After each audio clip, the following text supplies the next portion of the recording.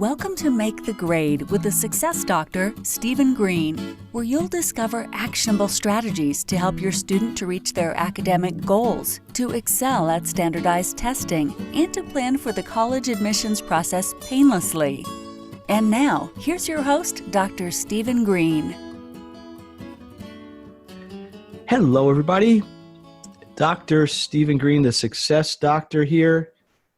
Back at you with another podcast episode. I have a special guest for you today. Somebody I think you're really going to enjoy listening to. As a rule, the goal of the Make the Grade podcast is always to try to give you, the listener, for yourself or your children, any sort of actionable process, something you can listen to, take with you, start using to improve your school situation, your academic situation, your life in general. And I think this is going to be a big help for you today. So I'm going to introduce Lynn Merves. Lynn is a hypnotherapist, and not just any hypnotherapist. She's a professional. She's a member of the National Guild of Hypnotists. She is board certified, and she has some really interesting skills that she can teach people, excuse me, to help them manage stress, manage anxiety, handle day-to-day life problems. And from an educational focus, what my interest is in part is always something like relieving test anxiety or things like that. So welcome, Lynn. Thank you. Thank you. Thank you for having me. Well, it's a pleasure. I'm looking forward to hearing what you can present. So I guess the first thing would be to ask you, how'd you get involved in this hypnotherapy? Well, when my daughter was about 12, she started with daily chronic migraines, and they were 24/7, never went away. And it was pretty devastating as a parent to see a child that I couldn't help. You know, we always want to take our children's pain away from them, and we weren't finding any answers in mainstream medicine for her. So I started to try some other, what at the time I called alternative, and now I prefer to think of it as complementary options. And one of those was hypnosis. And she spent a lot of time with a hypnotist in the area who I'm still friends with, who also was the woman who I did my training with and was certified through. And she just helped my daughter Melody so much getting through high school, which is very difficult when you've got something where you stand out from the crowd, because the nature of the beast is that teenagers don't want that. They want to be part of, not something separate. And she just really helped her with so much, including some tools to deal with the pain, but probably even more so helping her on an emotional level. And then after several years of her helping her on and off as new challenges came up, I finally said to her one day when I heard she was going to have one of her certification classes, "Hey, is this something anybody can do?" And she said, "Yeah." She says, "Come, it'd be fun to have you there." So I went to the certification class, mostly for fun. I just thought it would be really interesting to be a hypnotist. And by the end of the first day of the class, I just realized this is what I'm supposed to be doing with the rest of my life. This is where I've been building up to that point all along. And realized it was your calling. It was my calling. I went down a lot of paths trying to find that calling, and this one almost fell in my lap. So, yeah. Well, you use the term complementary, and I presume you mean to traditional medicine, right? Correct. The normal, go to a doctor, get a pill, feel better mindset, which isn't usually a solution in education. And that's something I see a lot with people with attention issues. Right. But is it fair to say, even in 2019, that there are some preconceptions that people may have about hypnotherapy that maybe we can just dispel right from the get-go here? Yes, absolutely. If you had me on video, I would show you my hypnotist face that people make when somebody says to them, "Well, have you tried a hypnotist?" Or you can try to describe it. Yeah, I mean, it's like they look at me like, okay.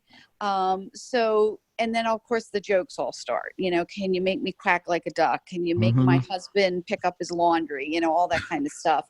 And, and fortunately I have a good sense of humor. So I kind of let all that roll off because, when you get past all of that, it's actually a very, it's a pretty powerful tool that I teach to people, and I help people make profound changes in their lives, like profound changes.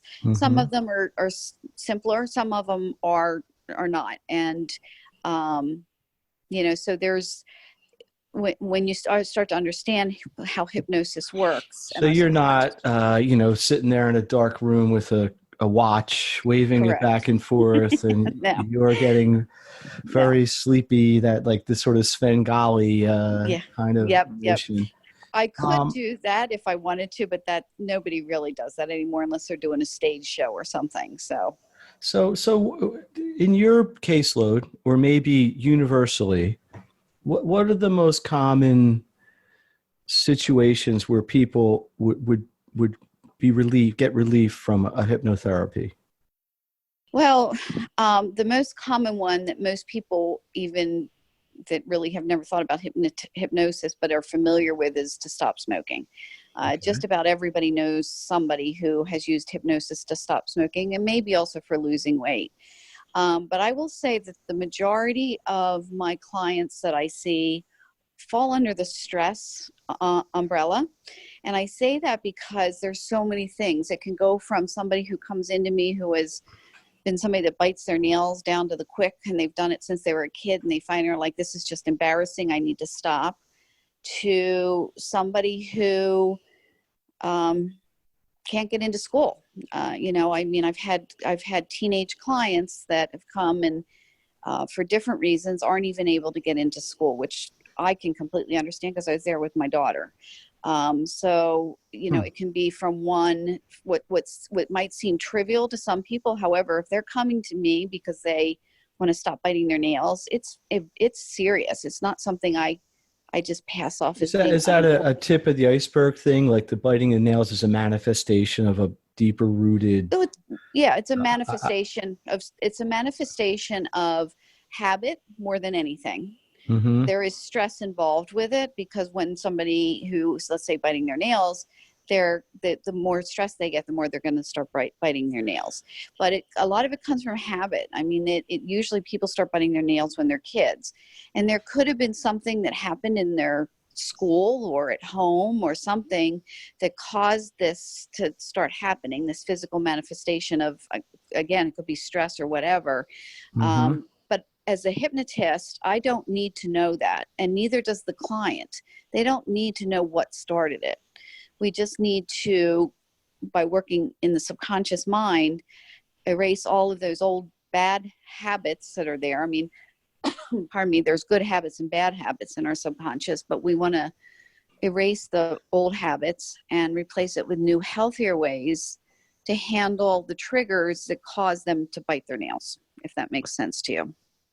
So let's talk about this from an academic viewpoint, because the thing I see a lot, which I mentioned a little bit earlier, is test anxiety, and I see often in my caseload, in my tutoring, I can be working with a student, and I know they know the material, maybe not 1,000% but they have a command of it, and they'll go home and they'll feel good about it, and then the next day or whatever, they'll go and take an exam and they just freeze up. That's a word I hear, or they something breaks down, and I don't know how easy, or if I don't know what word to use. I don't know if this is easily treatable or what, but how do you start with something like this? Is it an interview where you talk to people and you ask them yes, what I do. triggers things, or take me through sort of your process a little bit if you can? Okay, well, I can actually give you an example of somebody I had a few months ago. She'd be going into her senior year in high school. Okay. And she's going into the armed forces. Off the top of my head, I can't remember which branch, but she's going into the armed forces. So part of that is not just the physical testing that you have to do. You also have an actual cognitive test that you take. And she took it the first time and did not pass it. And so she is one of these people, and this is, I'm sure you see this all the time. It's probably why you do see so many people is, like you said, I knew she knew everything, but when it comes to test taking, she immediately she's just not a good test taker. So this is something that she's been telling herself over and over and over again for as long as she can remember, that she stinks at taking tests. So she comes in for an interview, and I don't call it an interview. I call it a consultation. It's a free consultation. I sit down with her, and since she's under the age of 18, I always have a parent with me for the consultation. They're not necessarily with me for the actual sessions that follow, but they're with me for the consultation. However, my conversation is with the teenager because they're the ones that need to tell me their story. And we go through, and she just told me all these different things, just a lot of what I just said to you. And then her mom decided, yes, this is something she'd be willing to do, as again, as long as, and this is the other thing in the consultation, I need to see that adolescent is there because they want to be there, because they have some belief that this is going to help them. They don't need to have 100% belief, but they have to have some belief this is going to help them. And they're there because they want to be there, not because they're doing it to please their parent. And so that's a huge thing that I kind of will wiggle out of the potential client when they come in for a consultation.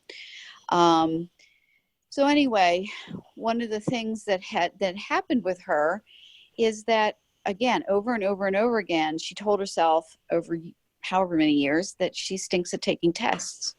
Well, after a while, our subconscious mind, hers obviously as well, starts to believe what it hears, because our subconscious mind is very literal. Our conscious mind, which is our analytical mind or our critical mind, that's the mind that your followers are listening to right now when they're listening to this recording. You're able to analyze what you're hearing me say. The subconscious mind is not able to do that. It's extremely literal. So if it hears enough times, I suck at taking tests, it's going to believe it. And so anytime that a person goes to take a test who's been saying that to themselves, the minute they sit down and start taking that test, the subconscious mind is throwing out this message, hey, we stink at taking tests, so I'm going to cause you to sweat, or I'm going to cause you to feel nauseous, or there's going to be a physical manifestation to this response, because I don't want you to take that test, because you've been telling me for so long that we're bad at this, and if we're bad at it, it must be dangerous. So we're going to stop. We're going to do everything. So it's almost a defense mechanism. Yep.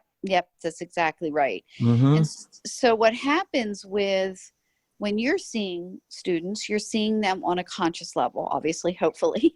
And they are most of the time they're awake. Yeah, yes. Yeah. And so they're saying all the things that are the right things to say, but their subconscious mind has already built up this limited belief system over it. And it's not something that can easily be overcome on a conscious level. It really needs to have work done on this subconscious level. So the therapy is going to have to work on that level, right? Correct. So when somebody is hypnotized, it's to kind of people don't know what it feels like. And it makes some people fearful, makes a lot of people think that they're out of control, it's actually the complete opposite. You're in complete control at all times. What it feels like is exactly what it feels like at night when we go to bed. So we get comfortable in bed, we get a little bit sleepy. Some people we all get to the point of where we're about to go into that REM sleep, into that deep sleep. Mm-hmm. But you're not quite asleep all the way. You're just maybe a little bit in and out of a dreamlike state. You may find yourself kind of coming back out a little and turning over and onto the other side or something. Well, when our bodies get to that same relaxed state, our conscious and subconscious minds know they have to switch places. And the reason for that is, very shortly, your conscious mind is about to fall asleep with you. So something needs to come to the forefront to keep you alive and well while you're sleeping, keeping your heart beating, regulating your body temperature, all that kind of stuff. So the subconscious mind comes to the forefront, which is where all of these automated processes reside. And it takes care of us because our subconscious mind's highest purpose is to keep us alive and well. That is what it does. Mm-hmm. So that is what hypnosis feels like. So when when they come into my office, through speaking to them in a very gentle tone, the room is darkened down a little bit. I've got, lights in there, but it's darkened down a little bit. Sometimes I use essential oils to help with the relaxation process. But the goal is to bring their body down to that same state of relaxation they find right before they fall asleep. And then we are basically tricking the mind into thinking that they are going to fall asleep. However, they never get to that point. They stay in that nice, relaxed state. But the conscious and subconscious mind switch places. And now the subconscious mind's in the forefront, and it's wide open for the suggestions that I'm going to give during that session. Like you are good at test taking or whatever. Well, yes, it's not quite as simple as that. It's for the very first part of the process is building up self-confidence again. Mm-hmm. And so that's a huge part of the first session or two. It's all but yes, there is also that positive reinforcement through like mantra type of statements. So you said before that how much is the person an active participant versus I guess a passive participant, and this is where you were saying they have to have some amount of buy-in, right? They have to be open to the process. Yes, that is correct. That is correct. They're both. So during a session, they're physically very passive. If you were to see them, you would think that they're asleep. They look like they're asleep. They're very relaxed. But their mind is working. Their subconscious mind is working. I'm asking them to use their imagination. Hypnosis is a big part imagination, and it's a big part of repetition. And then relaxation, all three of those things together. So their subconscious mind is working. It's listening to everything I'm saying. And they may not consciously remember everything I say, but their subconscious mind does. It remembers every single thing I say. So then what happens is I record the meat of that session, which I don't do any more than 30 minutes. Usually it's 20, 25 minutes, because I then need the client to listen to that recording every single day until they see me the next week. And then I do another recording the next week. And again, it's repetition. Because it's a retraining process. Exactly. It took repetition for them to think that they stink at taking tests. So it's going to take repetition to change that thought process around. So is it important, critically important, somewhat important that the more clearly focused you are on what you're trying to improve? I'm trying to stay away from the word cure. Mm-hmm. Is it easier to get a result as opposed to something broad? Like if you can narrow it down, hey, we're really trying to address this particular need, as opposed to just feeling better about yourself or just not being nervous or something like that. Is that helpful in designing your therapy?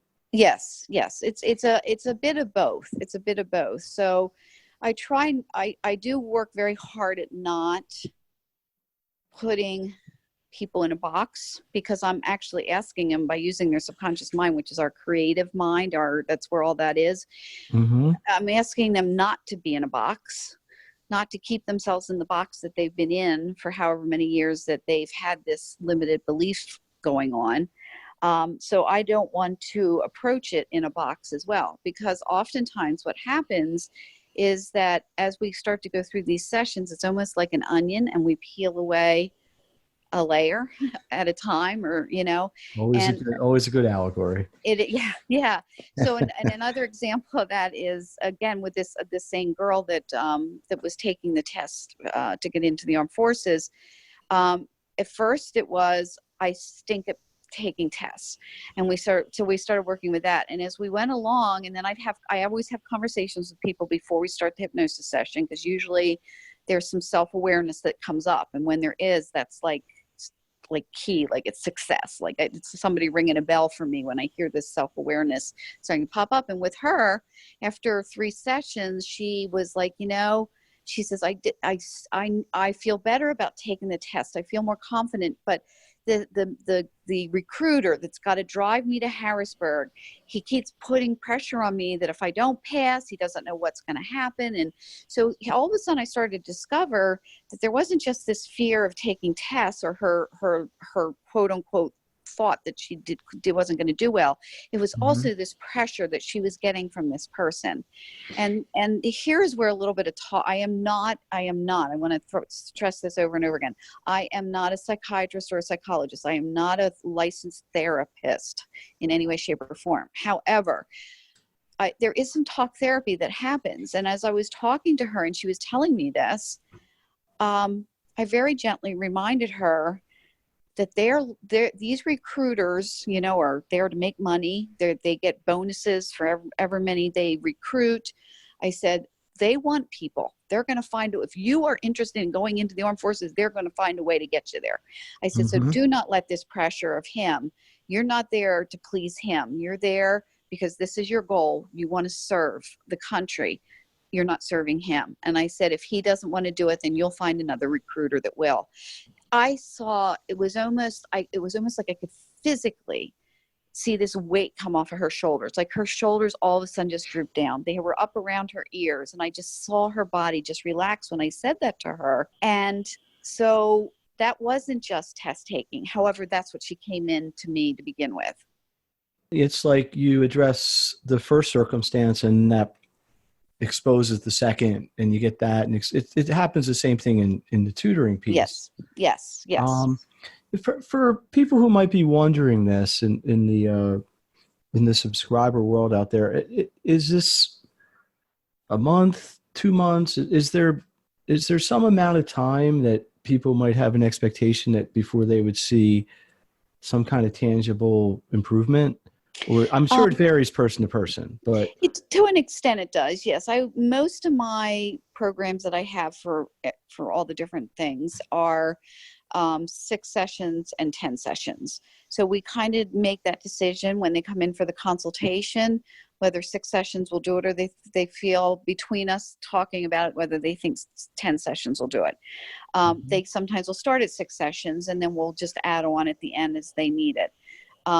So I would say for the most with teenagers, I like to start at 6 sessions because I want to see that these kids are going to do what they need to do. I want to make sure they're doing that practice at home as close to every day as possible. I want to see that they're taking it seriously, And the protocol is basically once a week. Yes. So it's roughly a 2-month program. Yes. Now, with this young woman who went in the armed forces, she had 4 weeks before she was going to schedule to take the test again. So we squeezed a lot in those 4 weeks. We did more than I normally would have done. Like I met crammed. her. Yeah, exactly. A rare therapy cramming. Yeah, exactly. Well, I guess here's a question for you, Lynn. What's the I can't think of sort of a scientific term, but how well does this stick? Is it do people relapse? Is this 100%? I'm sure you get great results, but is this something that people can expect is always going to now be their new normal, or how does that work? Again, it really depends on the person. I've had to stay with smokers, or I get a lot of people that want to stop smoking. Yeah, it's probably an easier case study. Yeah, and that's only a 3-week program because even though I know that hypnosis is not magic, it's still what I see happens with people who have been smoking for 40 years. I'm like, oh my goodness, this is amazing. And I always offer, please call me if you find yourself starting to think about smoking again, or you find yourself kind of falling back into the old pattern. I'd be happy to do a quick little tune-up session with you. Usually that's all it takes, is just kind of a reminder session. And I make myself available, and I rarely get calls back. I usually will follow up about a month afterwards. However, I don't follow up a year later or 2 years later because it's just not, that wouldn't be feasible. But I think that to me, from my feedback I get, it sticks most of the time. I will not say it's 100% of the time. It would be unethical of me. I even say this to people when they come in. I feel like I can really help you here, but I cannot guarantee that I will, because that would just not But be do the people need to continue listening to the recordings, or is there like a kind of a weaning off, or is it case by case? It's case by case. I always say to them, continue to listen to them, because if for nothing else, half of a session is about relaxation. And that in itself is something we do not honor our bodies and our minds on a daily basis, and take even 10 minutes to just do some deep relaxation. And hypnosis does that for you. And it kind of spreads its fingers out, just like stress and anxiety in one area of your life can spread its fingers out into the rest of your life and cause problems. Hypnosis and relaxation on a daily basis can do the same thing in a positive way. So I always encourage people to continue listening. I will also, give them some ideas of some hypnosis they can just download on their phone from the internet with that. So I always encourage them to do that. If somebody calls me though and says, hey, I'm starting to slip again, or my first thing I will say to them, I'm happy to make an appointment with you, but I want you to spend the next week listening to the recordings I sent you. And then call me again if you still feel like you need to come in for an appointment. And most of the time they do not need an appointment. Yeah, I interviewed she actually is a psychologist, but she also does a lot of therapy with yoga and stretching, and she calls it mental massage as opposed to meditating, I guess, because so many people are just, you're running from one thing to the next, and you get 15-hour days, and sometimes the string gets wound up and it never gets unwound. Are there any other case studies or specific examples that you want to talk about a little bit? Yeah, there's another example of a young man that came in, 16 years old. And I do want to preface this, that these examples I'm giving, I never give examples out unless I've already got permission from the client to use them as an example. Okay. Although I'm not required by HIPAA, because hypnotists aren't, I still honor ethically, that. So they give me permission to use the situation anonymously. Okay. So anyway, he came in and he had a couple years of really bad stomach issues, and the parents had taken him to all kinds of doctors and all kinds of different things, and I really could relate to that because of my daughter and understood all that. And he basically came in for an aversion to school. And again, as we chatted, not just at the consultation, but as we went along in the different sessions and stuff, it became more and more clear that there was this fear he had based on things that had happened in the past. Like, what if I'm in class and I can't get to the bathroom in time? Or what if I'm at school and I've got to call my mom up and make her come home from work to take me home? I feel bad doing that to her. So he was full of these negative what ifs. And so we slowly but surely started to change those what ifs around to, well, what if you don't? What if you can get through a whole day? Or what if you need to excuse yourself, that your teachers know, and you excuse yourself and go to the bathroom? So what if that isn't a problem? So that he started to live with positive what ifs instead of the negatives. And he hit the self-awareness. I was so proud of him, like so proud. I told him, you are light years beyond your contemporaries right now with your self-awareness. You're light years beyond adults that I know with your self-awareness. I said, this is going to take you far in life. And he started his own things that he would do at night that I didn't even suggest. Like, instead of laying in bed, again, thinking about those negative what ifs, he would say, tomorrow morning, I like the idea that I'm going to get up and go to school and be okay. So he was thinking positive things when he went to sleep at night, which is really important, because what we're thinking before we go to sleep plays a part in what is happening in our subconscious mind all the way through the night. It's like the positive affirmation of Absolutely. But he started to come up with his own affirmations, which I was so proud of him for doing that. Like, an incredible young man. And you know what? He was, as of the end of the school year, he was getting into school most of the days. He's still this, I mean, has a medical condition, but he still was getting in most days, and he was doing phenomenal, like phenomenal. I just was so proud of him. So we actually have 2 more sessions left in the program that we did. And he said to me, again, this was his choice, and his father went along with it. You have 2 sessions left. Do you mind if we save them and we do them right before school starts? I think that would be more beneficial for me. So, at the end of August, we've got a couple sessions scheduled before he goes back to school. So there's another case sample, if you will. Sure. One of the things that, go ahead. I just was so proud of him. I just love to see this with teenagers. I love working with teenagers who are serious about it, because I feel like I'm giving them the opportunity to learn things beyond what they just came to me for, that will take them all the way through college and getting their first job and all the stuff that happens as adults. They've just got they've got their finger on the pulse of what is going on in their body and their mind. Well, one of the things we share, meaning, me being in the education arena and you in this hypnotherapy arena, is seeing people begin at a point of struggle, the degree of which probably doesn't even matter. The point is there's something that's challenging them, and their goal is to overcome that challenge. Yes. And they may not even know what that's going to mean. They may not even know what that's going to look like when it gets done.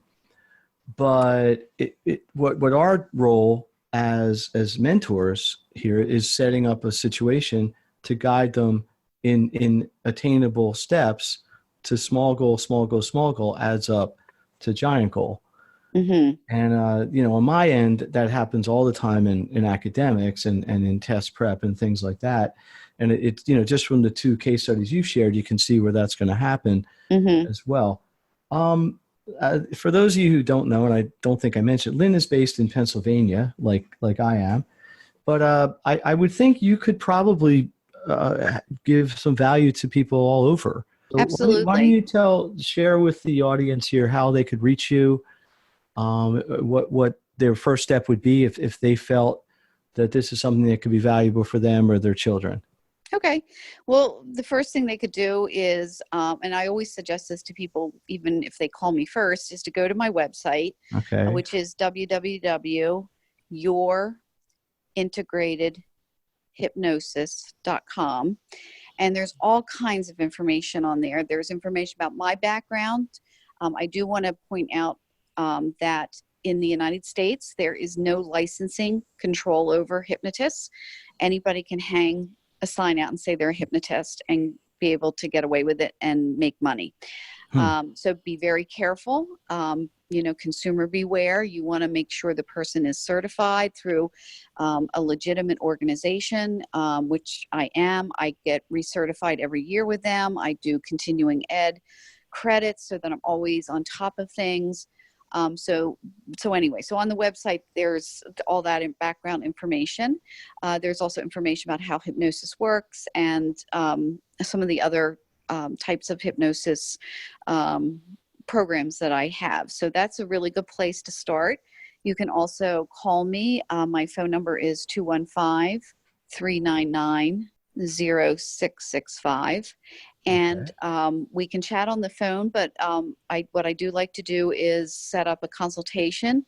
It's a free consultation, and I am not, if it's not going to work, it's not going to work. I don't ever pressure anybody, because I need people to be willing participants in this. And if I push somebody into it that doesn't want to do it, that's not going to help anybody. So there's no obligation whatsoever from the consultation. And I also, at that consultation, do my best to send the person away with at least one little tool that they can use, one small change they can make based on our conversation we had. So that at least they feel like the half hour, 45 minutes they spoke on the phone with me, they feel like they at least made a little bit of progress. They didn't waste their time with it. Is there anything you could share kind of in closing here, because we're going to wrap up in a few minutes, but with the audience, is something they could just do, maybe, I don't know about daily, but maybe occasionally, like if they just started to, assuming the therapy could be a relaxation source, but is there anything you could just give people as a little tool that Yeah, they might be able to absolutely. self monitor? Yes, absolutely. So the first thing I'll say is nothing happens in our body until it becomes a thought first. So the thought has to be, I'm hot. Okay, now the body's going to start to sweat. The thought is going to be, I'm happy today. You know what? The body's going to react to that. I'm worried about my test today. The body's going to react to that. So what you're thinking comes to fruition. So it's very important to think about what you think in your mind silently, what you say to yourself silently, and also what you say out loud to other people, and also what people are saying back to you. That's super important to think about, be aware of that, and make the shifts. Instead of saying, oh, I'm trying to stop smoking. Well, the subconscious mind is very literal. So if you're saying, I'm trying to stop smoking, the word try means you haven't succeeded. So your subconscious mind is going to basically, sabotage that whole thing. So think about not using the word try. A better way of phrasing that would be, I'm doing everything I'm supposed to do to be a non-smoker. So there's a big difference in that phrase as to I'm trying to stop smoking. So the parallel in academics might be, I'm going to try to get an A on my quiz versus I'm doing everything I can to be fully prepared to get an A on my quiz. Exactly. And it's sometimes just that, I mean, it seems like trivial, sounds almost like an insulting sort of word, but it is just that much of a mind shift difference. Yep. Powerful enough to manifest a change. All of our limited beliefs that we have from back in our childhood all come from us either saying something. Most of the time it starts from somebody else saying something to us. It could be our parents inadvertently saying something they didn't even think were going to cause this thought process to go on. It could be it could be a friend, it could be a teacher, it could be a minister, it could be anything, that something can be said, and if it's said a couple times, we start to believe it, and that just kind of snowballs. So absolutely changing the languaging you're using about yourself or about a situation is going to make a difference. And you have every right to say to somebody else who is saying to you, this is ridiculous. You know your information. You can take a test. Come on. What's going on here? Well, guess what? That is an entirely negative response to it, because what's happening is they're talking rationally. Rationally, a student knows, if they know the stuff, that they can take this test and pass it. Rationally, They know this. But we're dealing with an emotion, and emotions are not rational. So you can rationalize things to your heart's content, but emotionally, we've got to get in there and we've got to replace that negative emotion with a positive one. All right. Well, let's do this. Is there anything else that you feel is important that we haven't talked about that you want to share with the listeners? No, I think that's good. I just a kind of a really quick thing. Let me ask you one question here. Is in my world, I spend most of my time working with students, but I find it's really important that there's a shared goal on the whole level. So I'm here with a student in my office for an hour. They're going to go home. They're going to be in their household. How important is it, and we don't need to limit this to academics, but that other people who play important roles in a person's life are going to support them in a process like this? Like if somebody wants to quit smoking and their spouse doesn't want to quit smoking, that probably is a challenge, right? Or if somebody's trying to lose weight and their friends are all, eating tons of bad food and stuff. So how important is kind of the large, like the academic thing would be, hey, we have a child that's trying to improve their test taking ability. So we would like the supporting people, the family, the parents, the siblings, maybe even the professionals, the teachers, counselors. How much do those people have to be on the same page, or how much do they have to be aware of what's going on? I think that they need to, they do need to be aware of it. And this is one thing that I will talk to the parents And I do it gently and kindly. I mean, I'm a parent and I know that I have made plenty of mistakes in things I've said. We all do that. We do our best, but we all make mistakes. I help them to rephrase some things that they may have been saying over and over and over again. If I could quickly use an example with my daughter with her migraines, one of the biggest things that the hypnotist that we worked with, the hypnotherapist we worked with, really helped her and helped the rest of the family in order to help her, was with her headaches, they would get worse with bad weather coming in. At the beginning, we would notice that, a storm coming in or just a shift in the weather pattern or whatever. So then it became a belief system for all of us that if there's a change in the weather, Melody's headaches are going to get really bad, so we're not going to make any plans during that. Or I'd feel this dread inside of me, like, oh my God, I'm not going to get her to school for the next 2 days because her headaches are going to get worse because this bad weather pattern's coming in. Well, the hypnotist helped us to see that is ridiculous. It doesn't mean that every time bad weather's coming in that she's going to have a headache, but her subconscious mind started to believe this because she said it, we said it, her grandparents said it, everybody would say, oh my goodness, Melody, how are you doing? We know that the weather's really bad. Are you okay? Are you okay? Her subconscious mind started to believe that every time weather changed, she was going to get a headache. Well, guess what? Again, starts as a thought and then becomes a physical manifestation. And that's what happened. So she not only helped Melody make that correction within her own subconscious, she talked to me about it and said, you need to talk to your husband, to her grandparents, to her teacher she's close to, and help them to change that whole conversation around. And it was huge, huge. Now she still does sometimes get headaches when the bad weather comes in, but not every time. Not every time. So I think that it kind of answers your question for you. It is super important. And I work with the parents along with the teenager when it comes to that kind of situation. Well, this is great. So let me, I'm going to kind of wrap this up here. This has been the Make the Grade podcast. I want to thank Lynn Merves, certified hypnotherapist, officially certified. We've already discussed how important that is. Lynn, thank you again. You're welcome. Thank you for having me.